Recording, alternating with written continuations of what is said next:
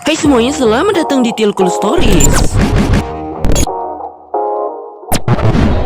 Kali ini saya akan merangkum alur cerita film berjudul I Spit on Your Grave 3 Vision Eastman 2015 yang merupakan sequel lanjutan dari film perdananya di tahun 2010 yang juga saya sudah ceritakan, akan tetapi karena gobleknya saya mengedit yang alhasil videonya malah jadi kena copyright, dan bagaimana lagi sudah terlanjur. Aduh. Oke, film ini bergenre horor tapi serasa drama menurut saya, yang menceritakan tokoh protagonis yang sama, yang mana setelah wanita tersebut ditanam paksa, ia malah jadi psikopat yang membantai para pria yang dia anggapnya hidung belang. Dan mau tahu? Ya udah, langsung saja saya ceritakan. Monggo, let's go.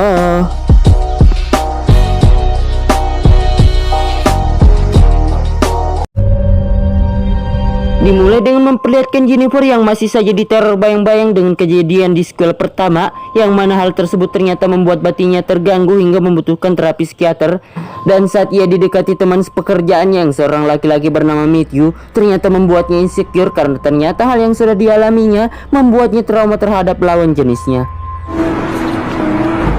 Great ass too. Selain membutuhkan psikiater, ternyata Jennifer juga mengikuti komunitas untuk para korban pemerkosaan yang dibina oleh seorang wanita bernama Lain, yang mana orang-orang di komunitas tersebut dipersilahkan untuk berpartisipasi untuk saling membagikan kisahnya. Dan tak hanya itu saja, ternyata Jennifer telah mengganti nama identitas menjadi Angela.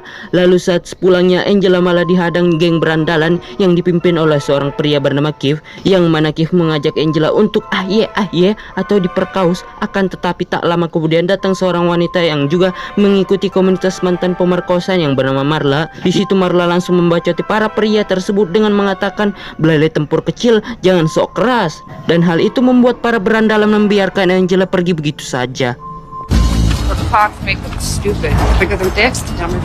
Setelah kejadian itu ternyata membuat mereka berdua menjadi teman akrab, yang mana sepulangnya dari abuk-abukan, di situ Marla mengikuti aki-aki sampai depan rumahnya untuk menuruti celananya dan menertawai burung si aki-aki, lalu pergi begitu saja. Singkat cerita, ketika mereka berdua pergi ke toko perabotan perkuliahan, tapi kalau psikopat ya pasti digunakan untuk perkopetan, dimana di situ ada seorang pria yang lewat di sela pembicaraan mereka. Tiba-tiba, tapi ternyata hal itu hanyalah halusinasi. Kemudian Marla kembali mengajak Angela untuk membuntuti seorang pria yang mereka ketahui ayah tiri teman dari komunitas mereka, yang selalu memperkosa anak tirinya tersebut. Dan sampailah mereka di area parkir di sebuah tempat ajojing, yang tanpa rasa perikemanusiaan Marla membeduk-beduk jidat si Rom pakai sebatang besi. Namun tetapi Angela yang masih memiliki perasaan mengajak Marla pergi dari sana. Ketika Angela kembali untuk mengikuti rutin komunitas, betapa terkejutnya ia ketika mengetahui bahwa sahabat barunya Marla telah meninggoy. Lantas karena sudah tertular sifat tidak berperikemanusiaan dari Marla, Angela pun tiba-tiba menyerang Lain. Namun ternyata itu semua lagi-lagi halusinasi, dan tak lama kemudian datang seorang detektif kepolisian bernama McDillan untuk memberi kabar jasad Marla yang masih diselidiki oleh kepolisian. Dan jelas Angela tak terima dengan apa yang terjadi dengan kepada sahabat sepekannya, meminta si detektif untuk mengadili si mantan pacar Marla, yang ia ketahui memang si Marla dan mantan pacarnya memiliki masalah. Jadi kemungkinan mantan Marla lah yang pelaku pembunuhnya, dan Angela meminta si detektif mengadili sang si mantan pacar Marla seadil-adilnya. You don't bring her justice. Sepulangnya Angela, ia lagi-lagi dihadang anak buahnya Keith, sehingga ia pun refleks membordar-bardir sampai mereka semua tewas. We'll take care of you.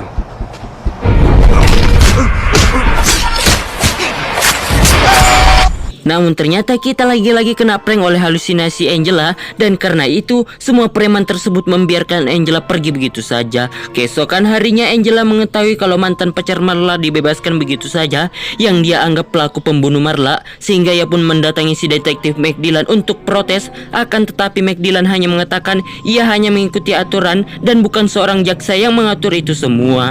That he walked. He's fucking guilty. I'm not a lawyer. I'm not the DA. Merasa sistem peraturan hukum tidak bisa memberi keadilan, Angela pun pulang ke rumahnya mengamuk-amuk, hingga terlintaslah di benaknya untuk membuat senjata tersembunyi dengan menggunakan selipit yang dibentuk sedemikian rupa sebagai sarung pisau pengiris bawang untuk disembunyikan di pahanya. Di malam harinya, Angela pun bergaya bondon ke tempat para pelacur. Bondon pelacur sama aja lah. Yang mana di tempat tersebut ada mantan pacar Marla yang dikedip-kedipin mata oleh Angela lalu pergi. Dan jelas saja mantan Marla pun langsung kepincut untuk mengikutinya karena mengira diajak untuk main uyue ayue. Akan tetapi saat mereka buljop, tiba-tiba saja Angela menggigit buyung si mantan Marla lalu mencincang buyungnya. Dan jelas hal itu membuat si mantan Marla tewas saat itu juga.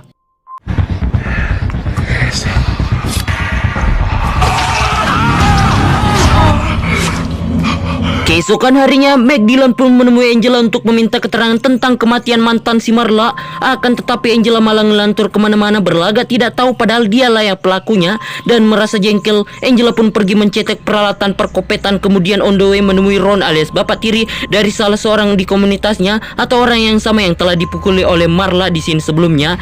Yang mana di situ Angela bermodus tanya alamat ke tempat sunyi untuk diantarkan. Dan disitulah Angela mengajak si Ron untuk main ayue yang padahal Ronnya sendiri tidak nafsu. Akan tetapi setelah dipasangi pose tekak-tekuk, oh jelas saja bikin belalainya si Ron jadi gatal pingin digaruk. Namun saat ingin menancapkannya, tiba-tiba ya, Anda kena prank. Yang mana di situ Angela langsung mensetrum si Ron sampai pingsan, lalu mingkatnya di kursi dengan posisi nungging yang duburnya siap disodomi. Dan ya, Angela pun menusuk dubur si Ron dengan menggunakan pipa besi yang ukurannya lebih besar dari belalai tempur orang Eropa ataupun Amerika di sana. Kemudian pipa besi yang sudah menancap dipukul berkali-kali sampai benar-benar jadi sodomi. Dan hal itu jelas membuat si Ron tewas. Pada keesokan harinya, rekan senior detektif kepolisian Meg Dillon yang bernama Balton menemui seluruh anggota komunitas yang diikuti Angela untuk meminta mereka semua untuk ke kantor polisi untuk diinterogasi karena dicurigai salah seorang bapak-bapak yang kita sebut saja Oscar mengenal si Ron atau orang yang sudah disodomi oleh Angela sampai meninggoy. You know Ron Merrick? Selepas diinterogasi, Angela menemui Oscar yang mana ia diketahui sangat membenci polisi beserta peraturan hukum karena dulunya putrinya pernah diperkaus sampai bundir dan pelakunya malah dibebaskan tanpa syarat karena tidak adanya bukti akurat, ditambah lagi pengacara si pelaku yang bullshit. Dan lantas kira-kira sebab itulah ia bisa dituduh sebagai pelaku pembunuhan si Ron karena membenci para pesina yang tidak bisa diperanakkan tapi bisa memperanakkan. Dan karena Angela juga membenci kepolisian sebab di film perdananya sebagai Jennifer, ia juga diperkaus oleh seorang polisi alias sheriff. Ditambah lagi iringan kata-kata dari Oscar yang membuatnya termotivasi untuk melakukan perkopatan. Dan hinggalah ia kembali untuk melakukan hal tersebut, yang mana Angela membuntuti orang yang telah memperkaus putri Oscar. Dan ternyata orang tersebut adalah atlet binaragawan. Yang mana si atlet ingin pergi ke gym yang tentu saja untuk fitness. Namun setelah cukup jauh berjalan, ternyata si atlet mengetahui Angela yang membuntutinya karena tiba-tiba ya, si atlet refleks menampol Angela. Namun Angela yang tersungkur masih sempat mencocol leher si atlet. Akan tetapi tubuhnya yang kekar hanya merasa geli dicocol pakai pisau. Dan pada akhirnya Angela lah yang harus digadaba oleh si atlet. Aduh, entah kenapa sutradara di film ini bikin drama dengan tokoh protagonis yang geblek, sedeng, sakit jiwa, mudah terprovokasi, dan udah tahu orangnya tubuhnya kekar masih aja mau dilawan. Kan begini jadinya. Go, you stupid cunt. This is gonna hurt a lot. oh shit. Ya, saat si atlet ingin menancapkan belalainya, tiba-tiba si polisi nongol dan langsung memberedetnya peluru sampai meninggoy. Singkat waktu ketika keesokan harinya saat Angela diinterogasi, ia malah membalikkan cerita keadaan yang sebenarnya bahwa si atlet lah yang membuntutinya untuk memperkausnya. Dan masih banyak lagi perkataan yang meringankan dirinya dan menyudutkan si atlet yang tidak bisa saya jelaskan satu persatu. Lalu si detektif Balton andaikan berkata, aku tidak sebodoh sepertimu lah bodoh, sembari menunjukkan bukti ke Angela kalau ia adalah Jennifer Hills yang di sequel pertama telah membunuh si sheriff.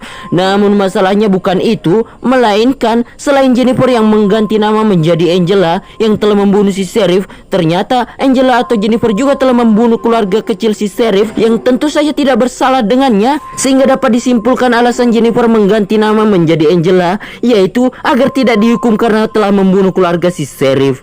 Dan tak hanya itu saja, ternyata si detektif Balton telah mengetahui pelaku pembunuhan yang baru saja terjadi, yang siapa lagi kalau bukan Jennifer. Dan juga sebenarnya Jennifer lah yang telah membuntuti Scott Watson alias si atlet untuk bertujuan membunuhnya. Akan tetapi Si Jennifer kampret ini masih saja berlagak bodoh, berpura-pura tidak tahu, sehingga si detektif Balton pun menyuruhnya untuk pergi daripada berbasa-basi dengan orang sedeng ini. Let's just cut the shit, okay? We're not idiots. Saat Jennifer ingin pergi dari sana, tiba-tiba saja Oscar nongol dengan keadaan terluka-luka sambil mengaku-ngaku kalau ialah yang telah membunuh semua orang yang baru saja terjadi. Ketika Jennifer ingin pulang, ia diberitahukan oleh detektif Meg Dillon kalau ia masih diberi jaminan keringanan dengan menjadi tahanan rumah. Dan pada malam harinya, benar saja ada polisi yang berjaga depan rumahnya, sehingga Jennifer pun memutuskan untuk kabur lewat belakang dengan menggunakan pakaian bondon dan menemui Matthew untuk memintanya menidurinya dengan cara paksa. Akan tetapi Matthew yang merasa Jennifernya telah gila, jelas saja meninggalkannya. Thought you wanted to fuck me. Do you think I need a cock to protect me? Kemudian Jennifer memancing Keith untuk menemuinya karena mengira dari awal Keith akan memperkausnya, namun nyatanya tidak juga. You have to wear a sheet to keep you from rape. What happened to your face? Matter. Don't you like me anymore? Akan tetapi Posa sudah siap untuk bull job, jelas saja Keith pun mau. Dan tiba-tiba, ya, ternyata Jennifer sudah menyiapkan pisau di bokongnya. Namun beruntung Keith sempat menghindar. Akan tetapi si detektif yang nongol tiba-tiba malah membuat Keith tersungkur. Dan alhasil Keith harus meninggoy oleh karena Jennifer. Used against me? Oleh karena kejadian itu, Jennifer terbukti bersalah, yang mana kini ia sudah dipenjara selama 2 tahun. Dan karena sudah kecanduan psikopat, Jennifer pun tanpa rasa kasihan membunuh para napi yang dijumpainya. Dan yang lebih membagongkan, psikiater yang sudah setia menemani Jennifer selama bertahun-tahun terpaksa harus ikut terbunuh karena kegilaan pasiennya sendiri.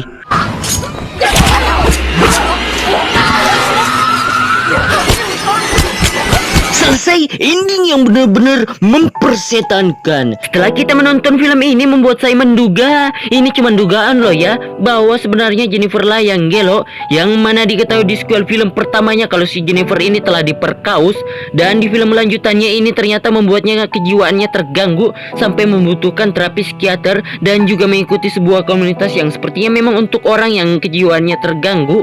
Dan tanpa sengaja ia memiliki teman dari komunitas tersebut yang orangnya lebih gelo lagi, hingga suatu ketika temannya terbunuh. Dan saking sayangnya sama temannya tersebut, membuatnya membunuh seseorang yang dianggapnya sebagai pelaku. Lalu karena sudah dianggapnya perkopatan adalah hal biasa, ia pun kembali menjajal pria yang dia ketahui hidung belang dari akibat saling sharingnya sesama orang gelo, yang padahal mungkin hanyalah sebuah imajinasi mereka telah diperkaus. Dan hal itu membuat si Jennifer terobsesi untuk membunuh si pria yang telah memperkaus para wanita gelo di komunitas tersebut. Dan untuk para pria korban kenapa dilihatnya cabul, itu kemungkinannya karena nafsu mereka yang terus dipancing oleh Jennifer. Dan pada akhirnya Jennifer yang udah dipenjara masih saja gelo dengan membunuh orang-orang yang dijumpainya. Ya pada intinya bukan para pria yang cabul, melainkan wanita yang tidak bisa jaga aurat. Oke lah, saya sendiri di sini mengucapkan terima kasih sudah menonton dan sampai jumpa di video lainnya. Silakan subrek kalau mau. Dah, itu pakai kok berisik sekali. Mana nggak ada lagi bunyi-bunyi. Tuh kedengeran nggak? Dah lah, sampai jumpa di video lainnya.